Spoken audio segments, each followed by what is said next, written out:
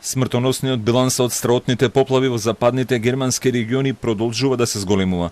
Најмалку 42 германци ги загубиле животите, а уште голем број луѓе засега се водат како исчезнати во налетот на водената стихија која поплави стотици куќи, а со себе носеше и дрвја и автомобили.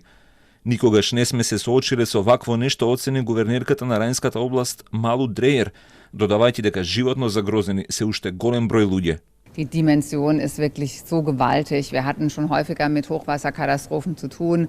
Was jetzt diesmal seit gestern stattgefunden hat, das ist einfach eine Dimension, die haben wir in der Form auch noch nicht erlebt. Wir haben Tote zu beklagen, wir haben viele Menschen noch, die vermisst sind. Und wir haben natürlich auch gewaltige, bedrohliche Situationen dadurch, dass nach wie vor Menschen auf Bäumen, auf ihren Dächern sitzen, warten, dass sie über die Luft gerettet werden, wie das jetzt schon die ganze Nacht auch gelaufen ist. Најмалку 19 луѓе загинале во поплавите во Рајнската област Пфалц, откако реката Ар, која се влева во Рајна, се излеала од коритото. Катастрофата се случи исклучително бргу и ненаредно, и немавме ниту време бргу да реагираме, сведочат жителите на местото Шулд, едно од најтешко погодените во поплавата. Das Haus, was da gestanden hat, da sehe ich ja nichts mehr. Da ist nichts mehr. Es gibt 2 Häuser, die sind hier weg. Ne? Ehrlich. So schnell konnte man nicht gucken, wie das ging hier. Ne. Ja, die Ahr, das ist ein kleiner Bach, sag ich, oder der hat meistens so 50, 60 Zentimeter Höhe und ist ein ganz harmloser Fluss eben. Ne? Das ist also nichts.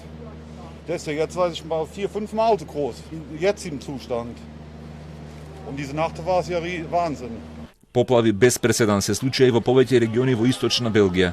Најмалку 6 луѓе, меѓу кои една 15-годишна девојка, ги загубија животите откако силното невреме и поројните дождови предизвика излевање на реките. Црвен аларм е објавен за градот Лиеж, околу 100 километри источно од Брисел, каде за еден ден се предвидува повеќе дожд отколку што вообичаено паѓа за цел месец. На граѓаните им се сугерира да ги евакуираат своите домови заради можното излевање на реката Меза. Итно беа евакуирани и жителите на малото место Mellingen, кој уште синоќа беше поплавено. Meestal komt het echt maar tot hier en niet verder. Maar dit is extreem.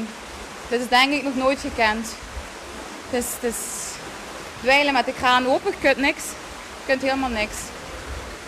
Proberen te redden wat er te redden valt.